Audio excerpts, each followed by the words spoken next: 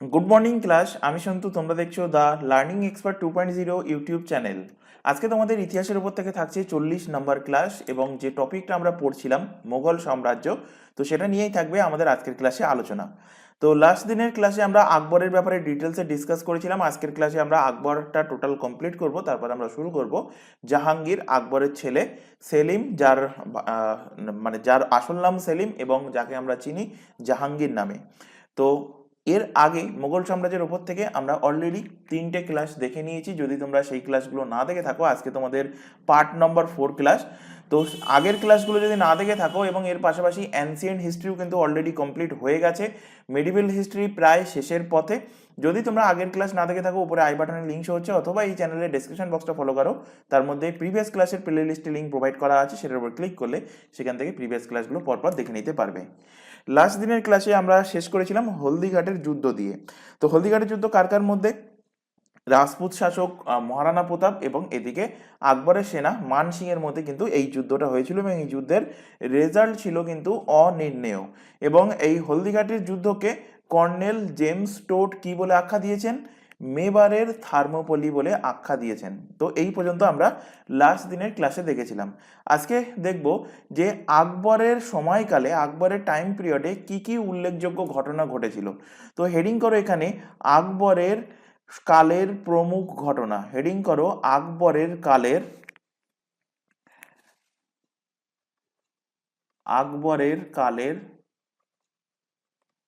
প্রমুখ ঘটনা।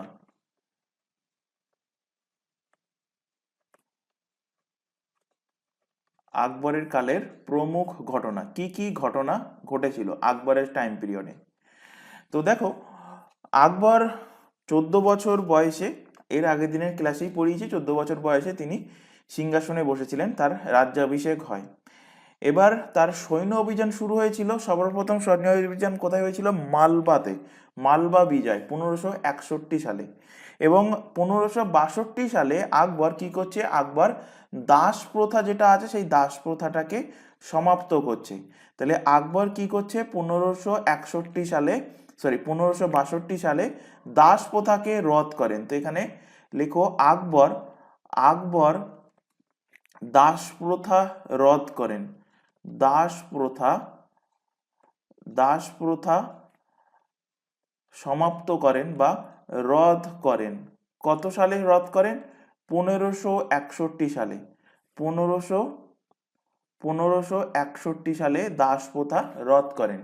এবার যদি এখান থেকে কোশ্চেন দেয় যে আকবর সম্পূর্ণরূপে দাস প্রথা কবে সমাপ্ত করেছিলেন, তাহলে সম্পূর্ণভাবে সমাপ্ত করেন কবে? সম্পূর্ণভাবে সমাপ্ত করেন 1582 সালে।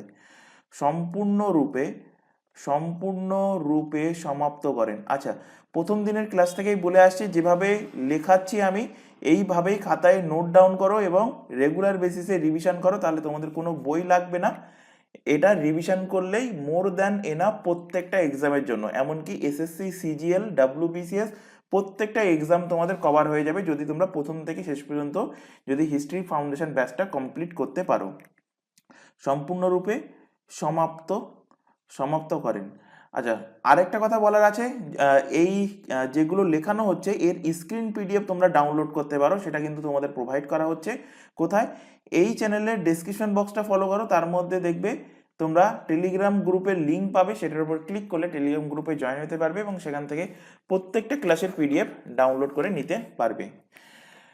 আকবর দাসপ্রথাকে রদ করেছিল প্রথমে রদ করেছিল 1561, এবং সম্পূর্ণ কমপ্লিটলি রূপে সমাপ্ত করেছেন 1582 খ্রিস্টাব্দে। এরপর দেখো আরেকবার কি করছে আকবর, 1563 খ্রিস্টাব্দে তীর্থযাত্রার যে কর ছিল, তীর্থযাত্রীদের উপর থেকে যে কর বা তীর্থযাত্রার উপর থেকে যে ট্যাক্স নেওয়া হয়, সেই ট্যাক্সটাকে বন্ধ করে দিচ্ছেন। তো লেখো তীর্থযাত্রার করের উপরে প্রতিবন্ধ। তীর্থযাত্রার করের ওপর, তীর্থযাত্রার কর, তীর্থযাত্রার করের ওপর প্রতিবন্ধ হটিয়ে দেন। প্রতিবন্ধ, প্রতিবন্ধ হটিয়ে দেন। কবে হটিয়ে দেন? 1563 সালে। 1563 সালে তীর্থযাত্রার কর এর ওপর যে প্রতিবন্ধ ছিল সেটাকে হটিয়ে দেন, অর্থাৎ তীর্থযাত্রা কর নেওয়া নেওয়া আবার শুরু হচ্ছে কবে থেকে? 1563 সাল থেকে।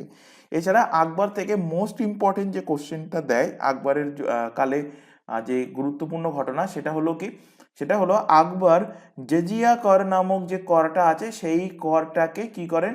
সম্পূর্ণ রূপে স্টপ করান। আকবর কি করছেন?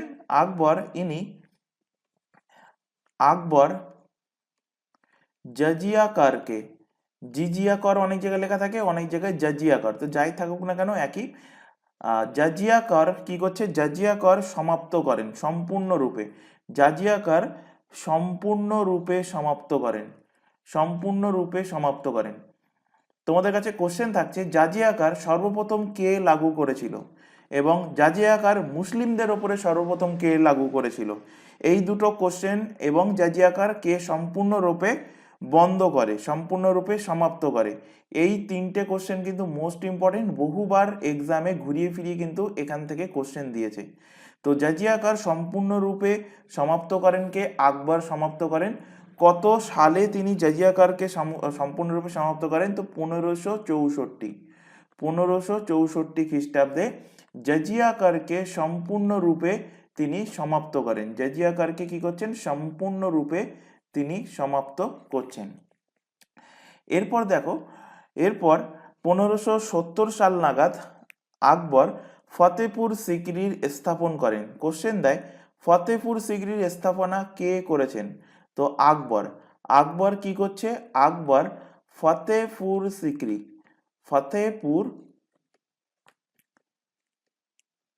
ফতেপুর সিকরির স্থাপনা করেন। ফতেপুর সিকরির স্থাপনা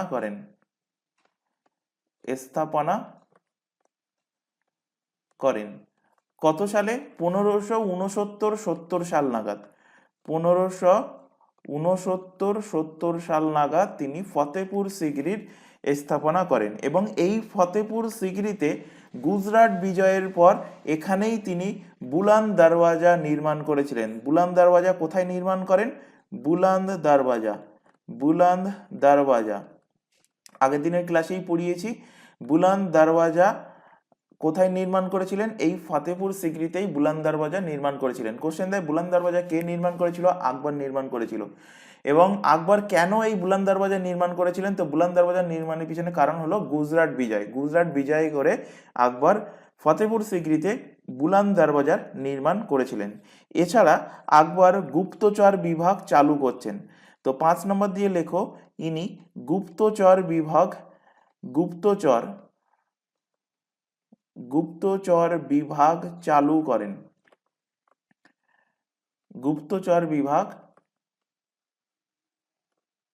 চালু করেন। কবে চালু করছেন? 1574-75 সাল নাগাদ। 1574-75 সালে ইনি গুপ্তচর বিভাগ চালু করছেন। এছাড়া ঘোড়ার উপরে যে স্ট্যাম্প প্রথা, মানে দাগ প্রথা, সেই দাগ প্রথাও চালু করছেন আকবর 1574 সালে। তো 6 নম্বর দিয়ে লেখো যে ঘোড়ার ওপর দাগ করার প্রথা, ঘোড়ার ওপর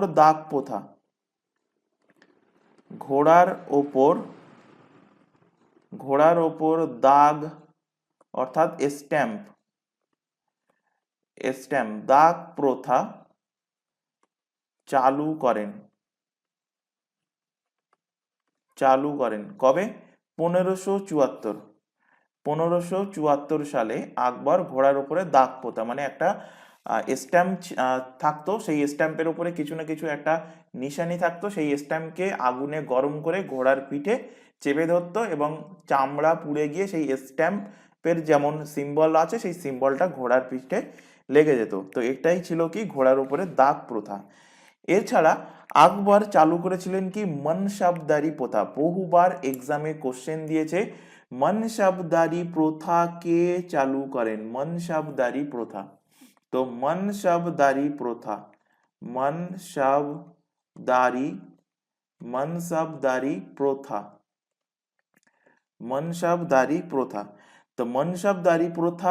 কে চালু করেন? মনসাবদারি প্রথা চালু করেন সম্রাট আকবর। কবে চালু করেছিলেন মনসাবদারি প্রথা? তো চালু করেন 1575 সালে। সালটা মনে রাখবে, সালটা কিন্তু ইম্পর্টেন্ট। 1575 সালে আকবর মনসবদারি প্রথা চালু করেন। বহুবার এক্সামে কোশ্চেন দিয়েছে মনসবদারি প্রথা কে চালু করেছেন। তো অ্যান্সার কি হবে? অ্যান্সার হবে মনসবদারি প্রথা চালু করেছেন কে? সম্রাট আকবর। এই মনসবদারি প্রথাটা কি ছিল? দুটো প্রথা, দুটো ভাগ ছিল মনসবদারি প্রথা। দুটো ভাগ কি কি? মনসবদারি প্রথার ভাগ কটা? দুটো ভাগ। দুটো ভাগ। তো দুটো ভাগ কি কি? একটা ভাগ হলো জাত, একটা ভাগ হলো জাত, আর একটা ভাগ হলো অশ্বারোহী। একটা ভাগ হলো কি? একটা ভাগ হলো জাত, এবং আরেকটা ভাগ হলো কি? অশ্বারোহী। অশ্বারোহী। একটা হলো জাত এবং আরেকটা হলো অশ্বারোহী।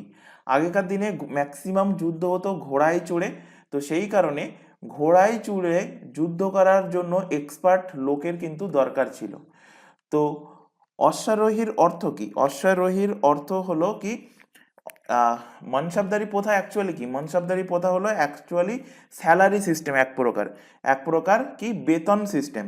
তো এই বেতন সিস্টেমটা দুটো ভাগে বিভক্ত ছিল। কাউকে নগদ বেতন দেওয়া হতো, বা কাউকে বেতন দেওয়ার পরিবর্তে দেওয়া হতো কি? ঘোড়া দেওয়া হতো। তো ঘোড়া দেওয়ার প্রথাকে বলা হচ্ছে কি? অশ্বারোহী। অর্থাৎ এখানে কি করা হতো? ঘোড়া দেওয়া হতো।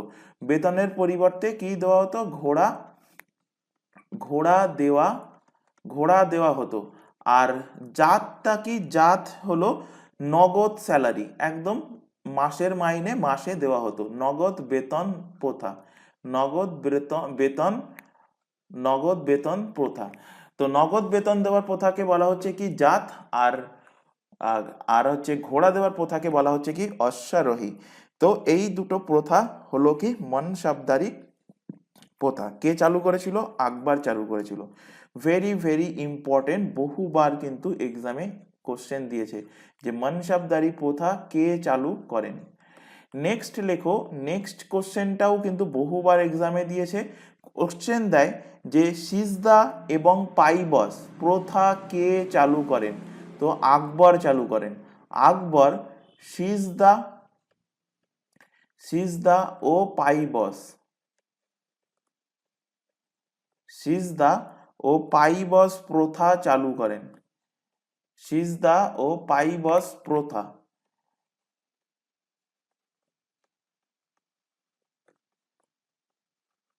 সিজদা এবং পাইবাস প্রথা চালু করেন কে? চালু করেন আকবর। কত সালে চালু করেছেন? 1577-78 সাল নাগাদ চালু করেছেন। 1577-78 সাল নাগাদ, 1577-78 সাল নাগাদ আকবর সিজদা ও পাইবাস প্রথা চালু করেছেন। তো মোস্ট ইম্পর্টেন্ট কোশ্চেন মার্কিং করে দিচ্ছি, এগুলো বিশেষ করে খেয়াল রাখবে। সিজদা পাইবাস প্রথা কে চালু করেছেন? মনসবদারি প্রথা কে চালু করেন? সম্রাট আকবর। আর এদিকে বললাম কি? এদিকে জাজিয়াকার, জাজিয়াকার কে সমাপ্ত করেন? এই পয়েন্টটা, এটাও কিন্তু ভেরি ভেরি ইম্পর্টেন্ট। ফতেপুর সিকরির কে স্থাপনা করেন? এটাও মোস্ট ইম্পর্টেন্ট, বহুবার এক্সামে দিয়েছে। বুলান দরওয়াজা কে নির্মাণ করেন? কিসের জন্য? গুজরাট জয়ের জন্য। লিখে রাখো, গুজরাট জয়, গুজরাট বিজয়ের জন্য বুলান দরওয়াজা নির্মাণ করা হয়েছিল। নেক্সট লেখো এখান থেকে, এর পরে যে অভিযান, যে ইম্পর্টেন্ট ঘটনা, সেটা হলো লেখো ইবাদত খানা। আকবর ইবাদত খানা নির্মাণ করছে 1575 সাল নাগাদ। তো লিখে রাখো 9 নম্বর দিয়ে, আকবর, আকবর ইবাদত খানার নির্মাণ করেন। ইবাদত, ইবাদত খানা, ইবাদত খানার নির্মাণ করেন। কবে নির্মাণ করছেন?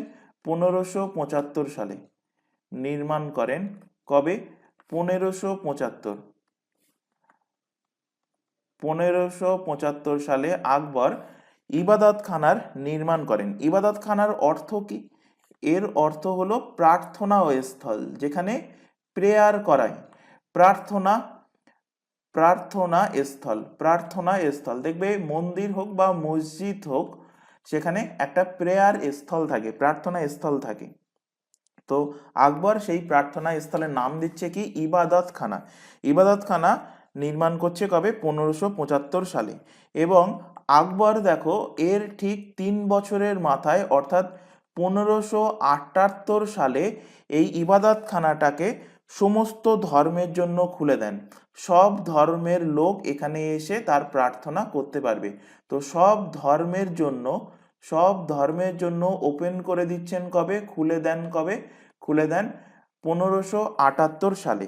এবং এই যে ইবাদতখানা, এটার নির্মাণ কোথায় হয়েছিল? এর নির্মাণ কোথায় হয়? এর নির্মাণ হয় ফতেপুর সিকরি। নির্মাণ হয় কোথায়? ফতেপুর সিকরি। ফতেপুর সিকরিতে এই ইবাদতখানাটাকে তিনি নির্মাণ করেছিলেন। এবং যখন এই 1578 সালে সমস্ত ধর্মের জন্য খুলে দেন, তখন দেখবে একটা বেসিক জিনিস যে হিন্দু, মুসলিম, শিখ, তারপর জৈন, খ্রিস্টান, এরা যদি সব এক জায়গায় বসে, দেখবে একটা এদের মধ্যে বেসিক জিনিস কাজ করে কি, এ ওরে গালাগালি দেবে, ও এরে গালাগালি দেবে, অথচ কেউ কারোর ধর্ম সঙ্গে ব্যাপারে হয়তো সে জানে না, বা সে আদৌ হয়তো তার ব্যাপারে পড়েনি, তবুও কি করে, এ ওকে গালাগালি দেয়, ও একে গালাগালি দেয়, এই প্রথা চলতে থাকে। অর্থাৎ তাকে বলা হচ্ছে কি, তাকে বলা হচ্ছে ডিবেট। তো এই ডিবেট শুরু হয়ে যায় 1578 সালে, যখন সব ধর্মের জন্য খুলে দেয় সেখানে। তো আকবর ধীরে ধীরে দেখলো যে এই ডিবেট হওয়া খারাপ। তো আকবর 1582 সালে কি করছে? সমস্ত রকমের ডিবেট এখানে বন্ধ করে দিচ্ছে। বলছে যে এখানে যদি এসে প্রার্থনা করো, তাহলে কোনো রকম ডিবেট করা যাবে না, কোনো রকম একে অপরের ব্যাপারে বলা যাবে না। তো এর ওপর ডিবেট আকবর কি করছে? 1582 সালে বন্ধ করে দেয়। যে যদি প্রার্থনা করতে আসো, যার যা প্রার্থনা নিজেরা এখানে বসে করবে, এবং প্রার্থনা কমপ্লিট হয়ে গেলে এখান থেকে চলে যাবে। তো ডিবেট বন্ধ করে দেয় কবে? 1582 সালে আকবর ডিবেট এখানে সম্পূর্ণরূপে বন্ধ করে দেয়। এবার দেখো আকবর কি করছে? আকবরের টাইমে শিখ গুরু রামদাস, তো এই শিখ গুরু রামদাসকে যাতে করে সেখানে একটা মানে শিখদের মন্দির স্থাপনা করতে পারে, তো আকবর এই রামদাসকে কিছু জমি দান করছে।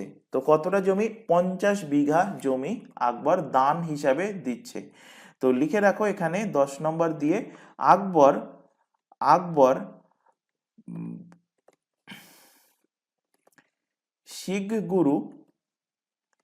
শিখ গুরুকে রামদাসকে 500 বিঘা জমি দান করেন। 500 বিঘা জমি দান করেন। এবং কবে দান করছেন? 1577 সালে। 1577 সালে শিখ গুরু রামদাসকে দান করছেন কে? শিখ গুরু রামদাসকে দান করছেন 500 বিঘা জমি। এবং কেন, কোন কারণে? কারণটা কি? কারণ হলো সেখানে যাতে শিখদের একটা মন্দির নির্মাণ করা যায়।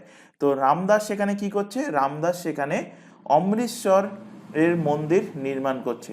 তো রামদাস সেখানে কি করছে? অমৃতসরের মন্দির, অমৃতসরের নির্মাণ করেন। রামদাস সেখানে কি করছেন? অমৃতসরের নির্মাণ করেন ওই 500 বিঘা জমিতে। এরপর দেখো আকবরের দ্বারা মাঝহারের ঘোষণা করা হয় এর পরবর্তী বছরে। আচ্ছা, তার আগে এখানে একটা ছোট ইনফরমেশন দেওয়ার আছে। তোমরা এখন যে ক্লাসটা দেখছো সেটা হলো হিস্ট্রি ফাউন্ডেশন ব্যাচ, যেটা প্রত্যেকটা এক্সামের জন্য, যে সমস্ত এক্সামের এখানে নাম দেখতে পাচ্ছ, অর্থাৎ রেলের এনটিপিসি, গ্রুপ ডি, তারপর পিএসসির সমস্ত এক্সাম ইনক্লুডিং ডাব্লিউবিসিএস, এবং পুলিশের সমস্ত এক্সাম, এসএসসি এর সিজিএল, সিএইচএসএল থেকে শুরু করে প্রত্যেকটা এক্সাম, যেখানে যেখানে হিস্ট্রি অর্থাৎ জিকে জিএস টপিক আছে, প্রত্যেকটা এক্সামের প্রিলি এবং মেন্স কভার হয়ে যাবে যদি তোমরা এই ব্যাচটা প্রথম থেকে শেষ পর্যন্ত দেখতে পারো। এর পাশাপাশি এই প্রত্যেকটা এক্সামের জন্য যে সমস্ত সিলেবাস আছে, সিলেবাস ওয়াইজ আদার্স অন্যান্য সাবজেক্টের ক্লাসও কিন্তু এই চ্যানেলে সম্পূর্ণ ফ্রিতে রেগুলার বেসিসে লাইভ ক্লাস প্রোভাইড করা হচ্ছে। লাইভ ক্লাস যদি অ্যাটেন্ড না করতে পারো, তোমরা রেকর্ডেড হিসেবেও ক্লাস দেখে নিতে পারবে তোমাদের সময় মতো। তবে প্রত্যেকের কাছে একটা ছোট্ট রিকোয়েস্ট থাকছে, কেউ এই চ্যানেলের কোনো ক্লাসকে ডাউনলোড করে দেখবে না, এটা আমাদের তরফ থেকে তোমাদের কাছে একটা রিকোয়েস্ট থাকছে। আর এই প্রত্যেকটা এক্সামের জন্য আলাদা আলাদা হোয়াটসঅ্যাপ ব্যাচ ওপেন করা আছে, নিচে সেই হোয়াটসঅ্যাপের নাম্বার তোমাদের সামনে শো হচ্ছে। যদি তোমরা কোনো ব্যাচে যুক্ত হতে চাও, কোনো এক্সামের জন্য যুক্ত হতে চাও, কোনো রকম ফিস কিন্তু লাগে না।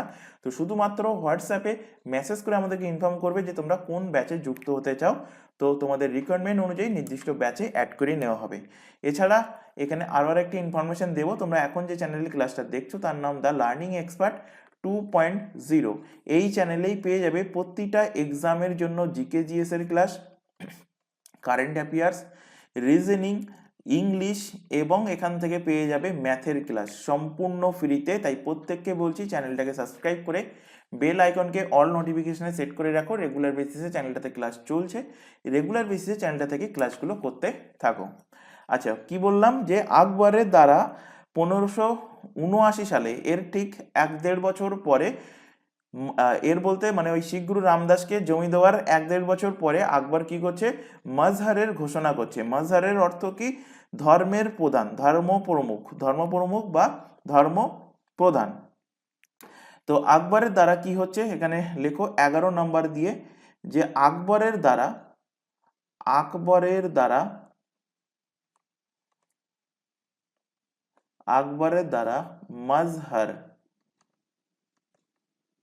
মজহারের ঘোষণা হয়, মজহারের ঘোষণা করা হয়। কবে ঘোষণা করছেন, 1579 সালে। 1579 সালে মজহারের ঘোষণা করছেন। মজহারের অর্থ কি, ধর্মের প্রমুখ।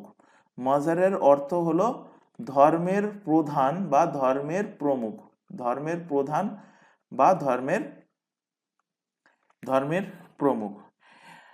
এরপর আকবরের যেখানে থেকে তিনি শাসন করছিলেন, আগ্রা, এবং তিনি যে শহরটার স্থাপনা করেন ফতেপুর সিকরি, সেই ফতেপুর সিকরিতে পর্তুগালদের আগমন হচ্ছে।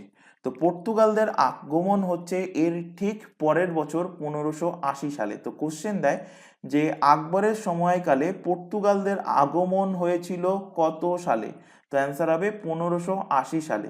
তো 1580 সালে ফতেপুর সিকরি, ফতেপুর সিকরি, এই ফতেপুর সিকরিতে দেখো কি হচ্ছে, ফতেপুর সিকরিতে পর্তুগালিদের, ফতেপুর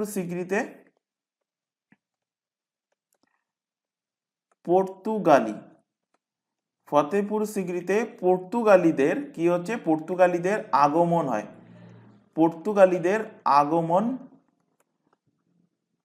পর্তুগালিদের আগমন হয় কত সালে, 1580 খ্রিস্টাব্দে। 1580 সালে, 1580 সালে কি হচ্ছে, ফতেপুর সিকরিতে পর্তুগালিদের আগমন হয়। এবং কার নেতৃত্বে পর্তুগালরা এখানে আগমন করেছিল, নামটা মনে রাখবে, ফাদার এক্কাবিবার,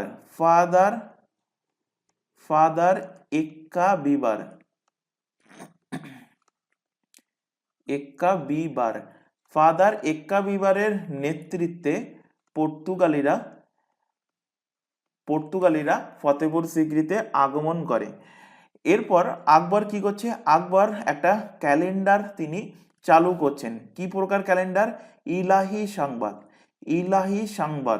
তো আকবর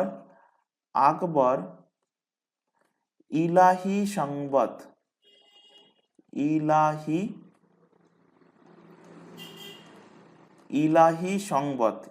সংবাদের সূচনা করেন। ইলাহি সংবাদের কি করছেন, সূচনা করেন। কত সালে ইলাহি সংবাদ তিনি চালু করছেন, 1583 খ্রিস্টাব্দে।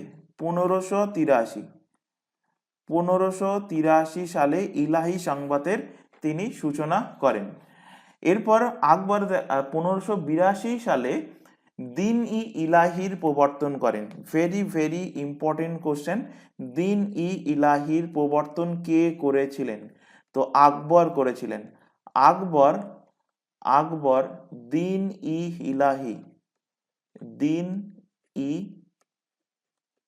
ইলাহি দিন ই ইলাহির প্রবর্তন করেন। কত সালে দিন ই ইলাহির প্রবর্তন করেন? 1582 সালে। 1582 খ্রিস্টাব্দে আকবর দিন ই ইলাহির প্রবর্তন করেন এবং এর পুরোহিত বানান কাকে? দিন ই ইলাহির জন্য পুরোহিত বানান, এর জন্য পুরোহিত হিসেবে নির্বাচন করেন কাকে? আবুল ফজলকে। পুরোহিত বানান আবুল ফজলকে এর প্রমুখ বানান আবুল ফজল দিন ই ইলাহি। এখান থেকে কোশ্চেন লেভেল যদি একটু হার্ড করে, এখান থেকে কোশ্চেন দেয় যে দিন ই ইলাহি স্বীকার করা একমাত্র হিন্দু ব্যক্তি কে ছিলেন? দিন ই ইলাহি স্বীকার করা একমাত্র হিন্দু কে ছিলেন? তো এখান থেকে লিখে রাখো, দিন ই ইলাহি স্বীকার করা, দিন ই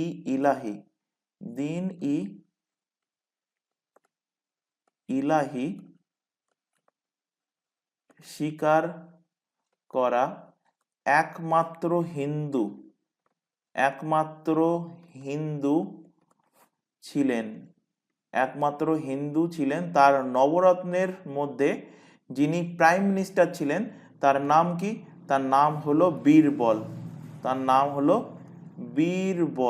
বীরবল ছিলেন একমাত্র হিন্দু যিনি দিন ই ইলাহি স্বীকার করেছিলেন। ভেরি ভেরি ইম্পর্টেন্ট কোশ্চেন, মনে রাখবে। দিন ই ইলাহি প্রবর্তন করেন আকবর এবং দিন ই ইলাহি স্বীকার করা একমাত্র হিন্দু ব্যক্তি ছিলেন কে? একমাত্র হিন্দু ছিলেন এই বীরবল। এবং বীরবলের আসল নাম অনেক এক্সামে আমি দেখেছি দিয়েছে, তো বীরবলের আসল নাম কি? অরিজিনাল নেম কি? তো বীরবলের অরিজিনাল নেম হলো মহেশ দাস হলো বীরবলের আসল নাম। এরপর 1583 সালে একটা জৈন মুনির কথায় আকবর কিছু নিশ্চিত দিনের জন্য পশু হত্যার উপরে তিনি কি করলেন? নিষেধাজ্ঞা লাগান। তো আকবর 1583 সালে 14-15 নম্বর দিয়ে লেখো, 1583 সালে একজন জৈন মুনির কথায়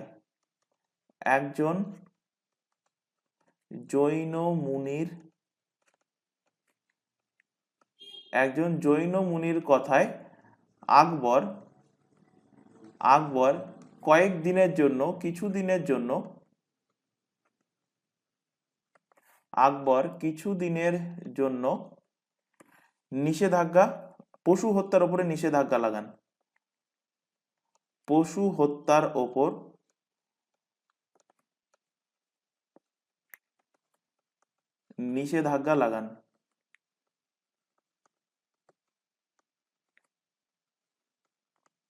আকবর পশু হত্যার উপরে নিষেধাজ্ঞা লাগান।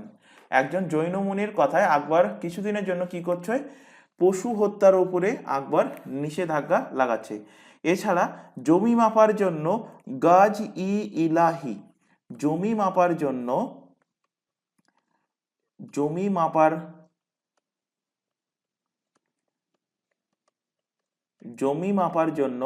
গজ এ ইলাহি বা বিঘা এ ইলাহি প্রথা তিনি চালু করছেন। গজ এ ইলাহি অথবা বিঘা এ ইলাহি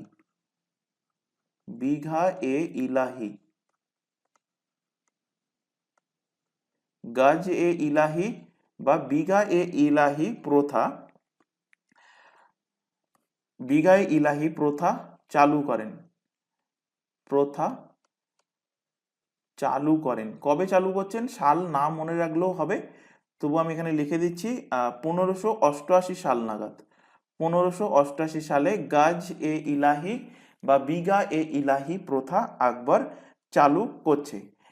এছাড়া অন্য ধর্মের প্রতি আকবরের নীতির জন্য আকবর সুলাহে কুল নীতি চালু করেন। আকবর চালু করছেন সুলাহে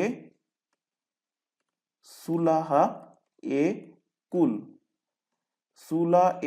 সুলাহা এ কুল নীতি, নীতি কে চালু করছে? সুলাহা এ কুল নীতি চালু করছে কে? আকবর চালু করছে। কে চালু করছে? আকবর। আকবর এর অর্থ কি? অন্য ধর্মের প্রতি আকবরের নীতি, অন্য ধর্মের প্রতি আকবরের নীতি, অন্য ধর্মের প্রতি আকবরের কেমন চিন্তা ভাবনা ছিল বা আকবরের নীতি কেমন ছিল? আকবরের নীতি। এরপরে লেখো, এরপরে আর বিশেষ কিছু তেমন নেই। আকবর তার যখন শাসনকাল ছিল সেই টাইমে আকবর তুলাদান, তারপর নবরস। তুলাদান বলতে কি? তুলাদান বলতে আকবর এক সাইডে পাল্লায় বসবে, মানে দাড়িপাল্লা, দাড়িপাল্লাকে কি বলা হয়? তুলা যন্ত্র বলা হয়। তো তুলা যন্ত্রের এক সাইডে আকবর বসবে আর এক সাইডে সোনাদানা বা বিভিন্ন জিনিস সেখানে ওজন করবে, করে সেটা গরিবদের মধ্যে দান করে দিত। তো আকবর তুলাদান প্রথা, তুলাদান, নবরোজ ইত্যাদি তিনি পালন করতেন। তুলাদান, নবরোজ ইত্যাদি উৎসব আকবর পালন করতেন। এরপর 1605 খ্রিস্টাব্দে এসে 1605 খ্রিস্টাব্দে এসে আকবর মারা যাচ্ছে। 1605 খ্রিস্টাব্দে আকবরের মৃত্যু হয়। আকবরের মৃত্যু হয়। তো আকবরের মৃত্যুর পর বসবে কে মসনদে? আকবরের ছেলে। আকবরের ছেলেকে, আকবরের ছেলে সেই সেলিম, যার নাম হবে কি? জাহাঙ্গীর নাম হবে। তো তার আগে দেখো, আকবরের রাজসভায় কিছু জ্ঞানী ব্যক্তিরা ছিল। তো সেই জ্ঞানী ব্যক্তির থেকে কোশ্চেন দেয়। তো সেই জ্ঞানী ব্যক্তিদের বলা হয় কি? 9 জন জ্ঞানী ব্যক্তি ছিল আকবরের দরবারে। তো হেডিং করো এখানে, আকবরের দরবারের 9 জন জ্ঞানী ব্যক্তিগণ। আকবরের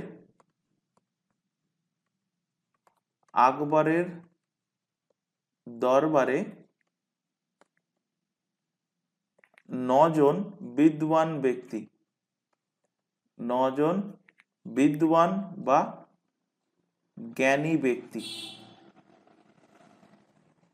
9 জন বিদ্বান বা জ্ঞানী ব্যক্তি। তো আকবরের দরবারে 9 জন বিদ্বান বা জ্ঞানী ব্যক্তি, এদের বলা হতো কি? বলা হতো নবরত্ন।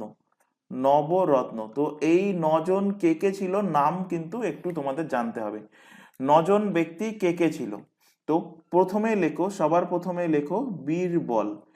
বীরবল, বীরবল। বীরবল কে ছিল? বীরবল ছিল প্রাইম মিনিস্টার। আচ্ছা, আগে নামগুলো লিখিনি, তারপরে কে কি ছিল সেটা পরে বলছি। বীরবল। সেকেন্ড লেখো তানসেন। সেকেন্ড নাম লেখো তানসেন। তানসেন। কোশ্চেন দেয় এইভাবে যে এর মধ্যে কে আকবরের, মানে 4টে অপশন দিয়ে দেবে, কোশ্চেন দেবে যে এর মধ্যে কে আকবরের দরবারে ছিলেন না, আর আকবরের নবরত্নের মধ্যে ছিলেন না, বা কোশ্চেন এইভাবে দেবে যে এর মধ্যে কে আকবরের নবরত্নে ছিলেন। তো সেই জন্য কিন্তু তোমাদের 9 জন ব্যক্তির নাম মুখস্থ রাখতে হবে। তো বীরবল একজন, সেকেন্ড হলো তানসেন, এবং এগুলো আমরা একাডেমিক লেভেলে পড়ে এসেছি। 3 নম্বর ব্যক্তির নাম লেখো আবুল ফাজল। আবুল ফাজল, আবুল ফাজল। 4 নম্বর ব্যক্তির নাম লেখো মানসিংহা। মানসিং বা মানসিংহা, মানসিং। 5 নম্বর ব্যক্তির নাম লেখো টোডরমল।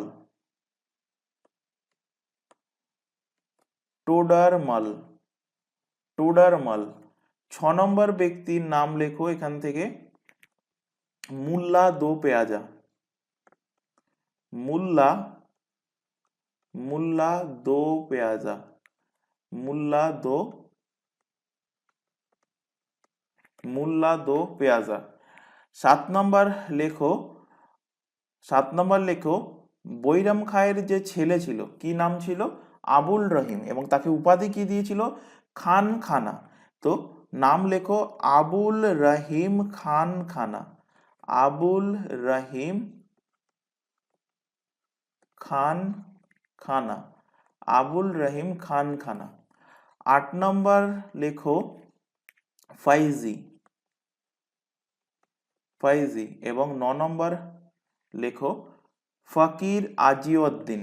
ফকির আজিউদ্দিন।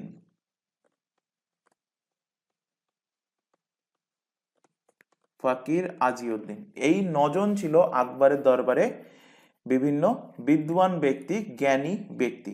এর মধ্যে বীরবলটা ভেরি ভেরি ইম্পর্টেন্ট, কারণ বীরবল একমাত্র হিন্দু ব্যক্তি যিনি আকবরের আকবরের প্রবর্তন করা যে ধর্ম দিন-ই ইলাহি, এই দিন-ই ইলাহি গ্রহণ করেছিলেন।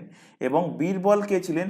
বীরবল ছিলেন প্রাইম মিনিস্টার, প্রধানমন্ত্রী ছিলেন আকবরের দরবারে। আকবরের দরবারের প্রাইম মিনিস্টার ছিলেন, প্রধানমন্ত্রী ছিলেন কে? এই বীরবল। তানসেন কে ছিলেন? তানসেন থেকে বহুবার কোশ্চেন দিয়েছে। তানসেন ছিলেন সঙ্গীতজ্ঞ। তানসেন কি ছিলেন? তানসেন ছিলেন সঙ্গীতজ্ঞ। এবং এখান থেকে তানসেন থেকে একটা কোশ্চেন দেয় যে তানসেনের আসল নাম কি? তানসেনের আসল নাম, যেমন বীরবলের আসল নাম বললাম কি মহেশ দাস, তেমনি তানসেনের কিন্তু অরিজিনাল নেম আলাদা। তো আসল নাম কি তানসেনের? তানসেনের আসল নাম হলো রামতনু পান্ডে। রামতনু রামতনু পান্ডে। রামতনু পান্ডে হলো তানসেনের অরিজিনাল নেম, আসল নাম। আবুল ফজল কে ছিলেন? আবুল ফজল ছিলেন একজন সাহিত্যকার। আবুল ফজল ছিলেন একজন সাহিত্যকার ছিলেন আবুল ফজল। এবং আবুল ফজলের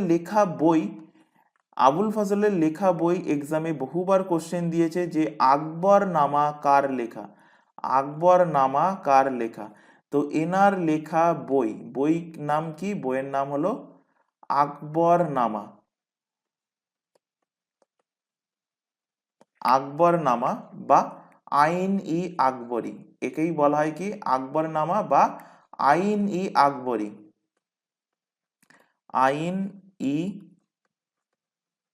আইন-ই আকবরী কার লেখা? আবুল ফজলের লেখা বই। আবুল ফজলের লেখা বই হলো কি আকবর নামা বা আইন-ই আকবরী। এখানে টোডারমল কে ছিল? টোডারমল ছিল আমাদের বর্তমানের নির্মলা সীতারামন, অর্থাৎ ফাইন্যান্স মিনিস্টার। ফাইন্যান্স মিনিস্টার কে ছিল? টোডারমল ছিল ফাইন্যান্স মিনিস্টার। তো এইগুলো মনে রাখলে হবে। বীরবল প্রাইম মিনিস্টার, তানসেন সঙ্গীতজ্ঞ ছিলেন, আসল নাম রামতনু পান্ডে, বীরবলের আসল নাম হলো মহেশ দাস, মান সিং ছিল, টোডারমল ছিল। এই নামগুলো তো ইজিলি মুখস্থ হয়ে যাওয়ার কথা, কারণ আবুল ফজলের আলোচনা করেছি, মান সিং এর আলোচনা করেছি, তারপর টোডারমলের আলোচনা হয়েছে, বীরবলের আলোচনা হয়েছে, ওইদিকে আবুল রহিম খানারও কিন্তু আলোচনা হয়েছে। মুখস্থ করার মধ্যে তোমাদের থাকবে মুল্লা দো পেয়াজা, ফাইজি অ্যান্ড ফকির আজিউদ্দিন। তো এই 9 জনের নাম একটু কাইন্ডলি মুখস্থ করে রাখবে। এখান থেকে কিন্তু এইভাবে কোশ্চেন দেয়, বিশেষ করে এসএসসি সিজিএল এর ক্ষেত্রে বলছি যে এর মধ্যে কে আকবরের নবরত্নে ছিলেন না, এইভাবে কিন্তু কোশ্চেন দেবে। এবং এই কমন নাম দেবে না, মানে বীরবল, তানসেন, আবুল ফজল, মানসিং, টোডারমাল এগুলো দেয় না, দেয় এই লাস্টের চারটের মধ্যে মুল্লা দো পেয়াজা, আবুল রহিম খানা, ফাইজি এবং অন্য একটা নাম দিয়ে দিল, তো যেটা দেবে সেটাই অ্যান্সার হবে। এবার চলে আসো, আকবরের পরবর্তী শাসক হচ্ছে কে? আকবরের ছেলে, যার নাম হলো জাহাঙ্গীর। তো নেক্সট হেডিং করো এখানে জাহাঙ্গীর। তো আকবর মারা যাচ্ছে কবে? 1605 খ্রিস্টাব্দে আকবর মারা যাচ্ছে। নেক্সট হেডিং করো জাহাঙ্গীর। তো কি বলছিলাম, আকবর মারা যাচ্ছে কবে? 1605 খ্রিস্টাব্দে। তো এই 1605 সালে এসে মসনদে বসে, সিংহাসনে বসে কে? জাহাঙ্গীর এসে সিংহাসনে বসে। এবং 1605 থেকে 1627 খ্রিস্টাব্দ পর্যন্ত জাহাঙ্গীরের শাসনকাল, 1605 থেকে 1627 পর্যন্ত। এখানে সবার প্রথমে এর পরিচয় আমরা জেনে নিই। জাহাঙ্গীরের পরিচয় কি, পিতা মাতার পরিচয় কি? তো জাহাঙ্গীরের লেখো এখানে পিতা, জাহাঙ্গীরের মাতা, জাহাঙ্গীরের পিতা, জাহাঙ্গীরের মাতা এবং জাহাঙ্গীরের জন্ম।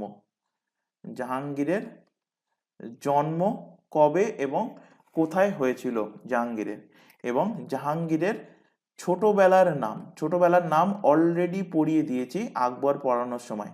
জাহাঙ্গীরের ছোটবেলার নাম কি ছিল, অর্থাৎ অরিজিনাল নাম কি ছিল? তো জাহাঙ্গীরের পিতাকে, জাহাঙ্গীরের পিতা হলো সম্রাট আকবর। আকবর হলেন জাহাঙ্গীরের পিতা। জাহাঙ্গীরের মাতাকে, জাহাঙ্গীরের মাতা হলেন মারিয়াম উজ মানি, অর্থাৎ ওই যোধাবাই, যাকে বলা হচ্ছে কি হরকাবাই। মারিয়াম, লিখে রাখো, মারিয়াম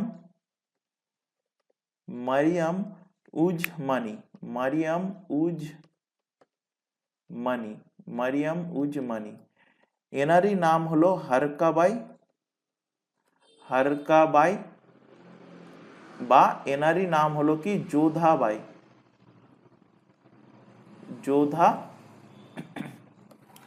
যোধাবাই। এনার জন্ম কোথায় হচ্ছে?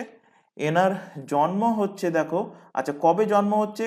30 আগস্ট 1559, 30 আগস্ট 1559 সালে এনার জন্ম হচ্ছে। এবং কোথায় জন্ম হচ্ছে? ফতেপুর সিকরি, ফতেপুর সিকরিতে এনার জন্ম হচ্ছে, ফতেপুর সিকরিতে।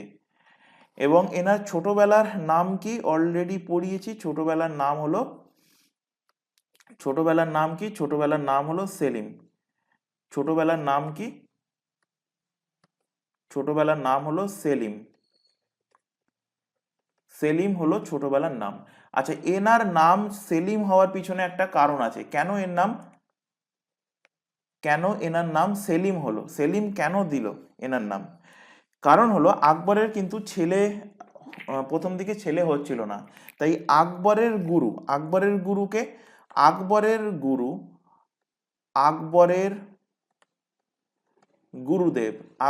গুরুদেব, তার নাম কি? তার নাম হলো শেখ সেলিম চিশতি। শেখ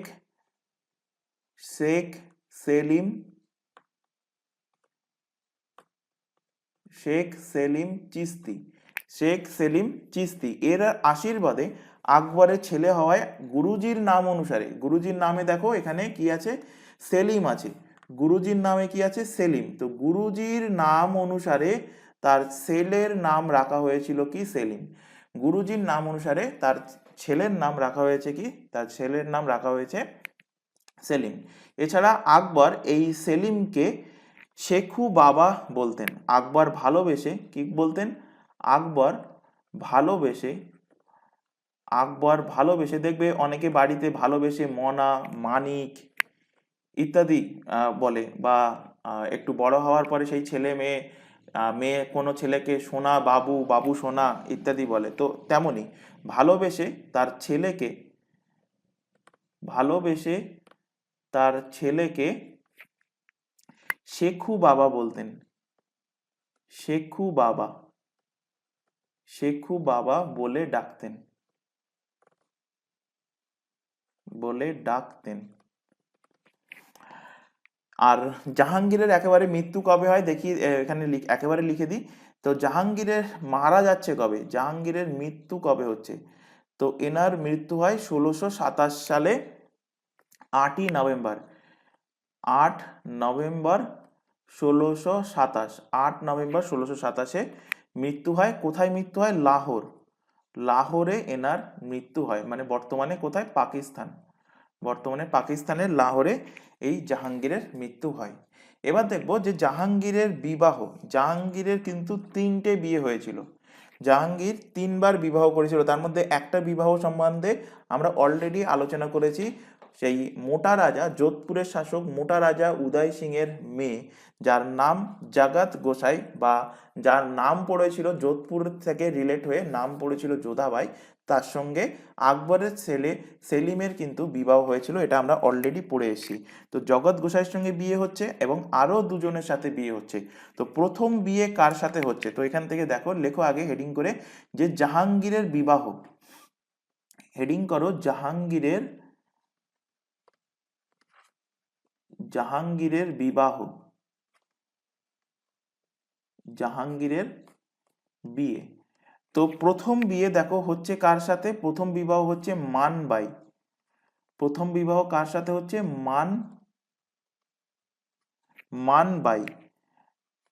মানবাইয়ের সাথে প্রথম বিয়ে হচ্ছে। এবং মানবাইয়ের পরিচয় কি?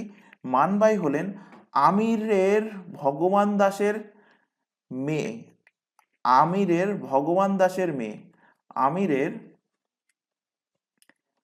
আমিরের শাসক ছিল কে? আমিরের শাসক ভগবান দাস, আমিরের শাসক ভগবান দাস। ভগবান দাসের ব্যাপারে অলরেডি আমরা এর আগের দিনের ক্লাসে আকবর যখন পড়াচ্ছিলাম সেখানে কিন্তু আলোচনা করেছিলাম। তো এই ভগবান দাসকে হারিয়েছিল কে? শেরশাহ সূরি হারিয়েছিল। কারণ কি? হুমায়ুনকে আশ্রয় দিয়েছিল এই ভগবান দাস। তো এই ভগবান দাসের মেয়ে, ভগবান দাসের পুত্রী এবং ভগবান দাসের যে নাতি ছিল মানসিং, সেই মানসিংয়ের তাহলে কে হয়ে যাবে? এই মেয়ে মানসিংয়ের হয়ে যাবে বোন। তো আমিরের শাসক ভগবান দাসের পুত্রী বলতে পারো, বা মানসিংয়ের বোন, মানসিংয়ের সিস্টার, মানসিংয়ের বোন হলেন কে? এই মানবাই। তো মানবাইয়ের সঙ্গে বিবাহ হয় কার? জাহাঙ্গীরের বিবাহ হয়। জাহাঙ্গীরের দেখবে দুটো ছেলে, একটা খুসরো, আরেকটা হলো খুররাম। খুসরো এবং হলো কি খুররাম। তো এই খুসরো এবং খুররাম পরবর্তী যে এর মধ্যে খুসরো মানে মা মারা যাবে, খুসরোর মা হবে আছে এই মানবাই। তো মানবাইয়ের ছেলে এখানে লিখে রাখো, মানবাইয়ের ছেলেকে, মানবাইয়ের ছেলে হলো খুসরো, মানবাইয়ের ছেলে হলো খুসরো। এবং জগৎ গোসাইয়ের সঙ্গে যখন বিয়ে হবে তখন তাদের যে ছেলে হবে তার নাম হলো খুররাম। সেই খুররামের নাম পরবর্তীতে গিয়ে হবে কি? শাহজাহান।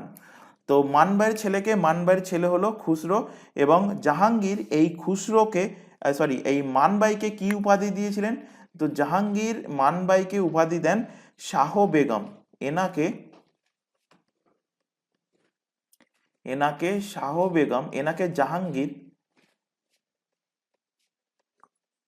জাহাঙ্গীর শাহ বেগমের উপাধি দেন।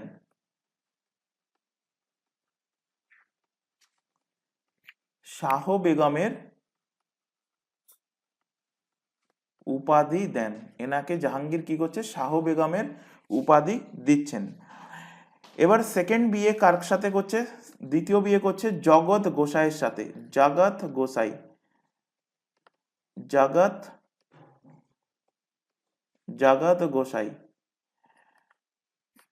জগৎ গোসাই কে ছিল? অলরেডি বলেছি, জগৎ গোসাই ছিল মোটা রাজা উদয় সিং এর মেয়ে, মোটা রাজা উদয় সিং এর মেয়ে। জগৎ গোসাই ছিলেন মোটা রাজা উদয় সিং, মোটা রাজা উদয় সিংহের মেয়ে ছিলেন কে? জগৎ গোসাই। মোটা রাজা উদয় সিংহের মেয়ে ছিলেন এই জগৎ গোসাই। এবং জগৎ গোসাই এবং জাহাঙ্গীরের যে ছেলে হচ্ছে, জগৎ গোসাই এবং জাহাঙ্গীরের যে ছেলে হচ্ছে তার নাম কি? তার নাম হলো খুররাম। তার নাম হলো কি? তার নাম হলো খুররাম। খুররাম। এই খুররামের কে আমরা পরবর্তীতে গিয়ে চিনব।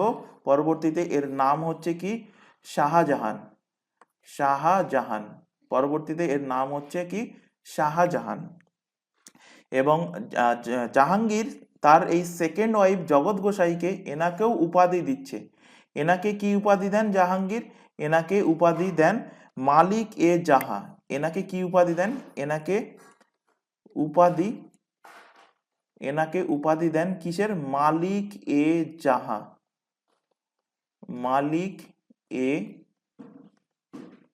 মালিক এ জাহার উপাধি দিচ্ছেন কাকে? এই জগৎ গোসাইকে। এরপর জাহাঙ্গীরের বিভিন্ন বাজে কাজ, অসভ্য আচরণের জন্য এই প্রথম যে বিবাহ করেছিলেন যার সাথে, মানবাই, এই মানবাই আত্মহত্যা করে নিচ্ছেন। মানবাই জাহাঙ্গীরের বিভিন্ন অসামাজিক কাজ, অসভ্য আচরণের জন্য অতিষ্ঠ হয়ে তিনি সুইসাইড করে নেন। তিনি আত্মহত্যা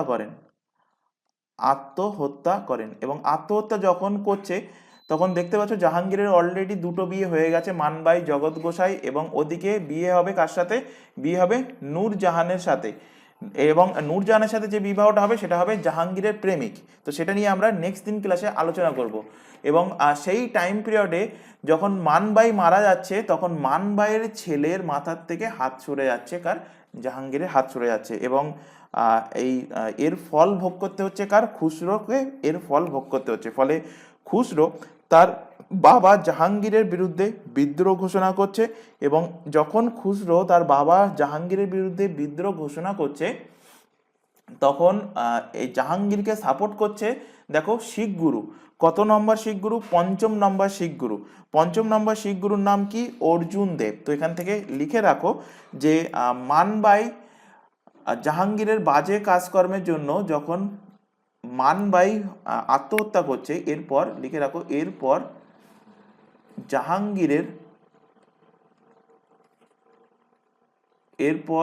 জাহাঙ্গীরের বাজে এবং অসভ্য আচরণের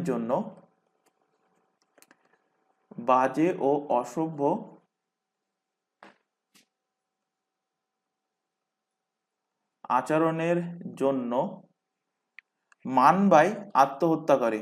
মানবাই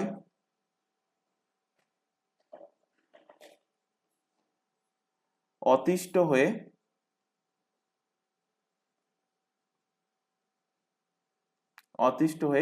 সুইসাইড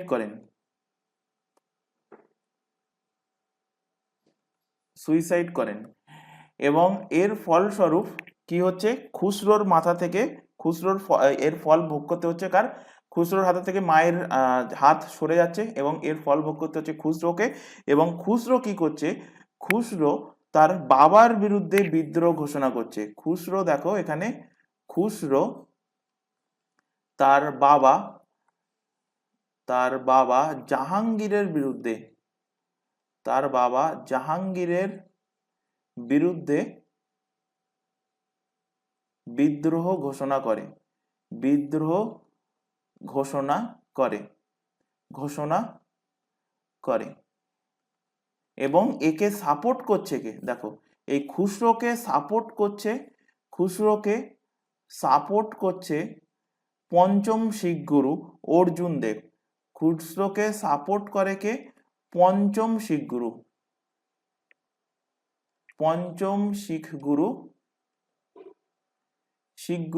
অর্জুন দেব। এবার দেখবে তো তোমাদের বাড়িতে যদি তোমরা ভাই বোন থাকো বা 2 ভাই থাকো বা 3 ভাই থাকো, তখন দেখবে কোনো না কোনো যদি ঝামেলা হয়, অর্জুন দেব কোনো না কোনো যদি ফ্যামিলি রিলেটেড বাবা ছেলের মধ্যে ঝামেলা হয়, দেখবে ঝামেলা হয় কিছুদিনের মধ্যে আবার মিটে যায়। কিন্তু তখন যদি জানতে পারে যে কেউ তার ছেলেকে বাইরে থেকে 3rd পার্সন কেউ তার ছেলেকে কাঠি করছে তার বাবার এগেনস্টে, তখন বাবা কি করবে? অবভিয়াসলি তার এগেনস্টে চলে যাবে, তাকে রাস্তা থেকে হটানোর চেষ্টা করবে। তো ঠিক এখানে জাহাঙ্গীর সেই কারণে কি করছে? এই চুলকানি হচ্ছিল এই অর্জুন দেবে। তো অর্জুন দেবের চুলকানি মেটানোর জন্য অর্জুন দেবকে ফাঁসির কাঠে ঝুলিয়ে দিচ্ছে। অর্জুন দেবকে কি করছে? শিখ গুরু অর্জুন দেবকে ফাঁসির কাঠে ঝুলিয়ে দেন। এবার বলছে, নে এইবার কাঠি কর, ঝুলিয়ে দেন। তাহলে কোশ্চেন দেয় এখান থেকে যে 5ম শিখ গুরু অর্জুন দেবকে কে হত্যা করেছিলেন? তো অ্যান্সার কি হবে? অ্যান্সার হবে জাহাঙ্গীর তার ছেলেকে বাঁচানোর জন্য, যাতে করে তার ছেলেকে তার বাবার এগেনস্টে কাঠি করা বন্ধ করে অর্জুন দেব, সেই কারণে অর্জুন দেবকে ফাঁসিতে ঝুলিয়ে দেন, অর্জুন দেবকে হত্যা করেন।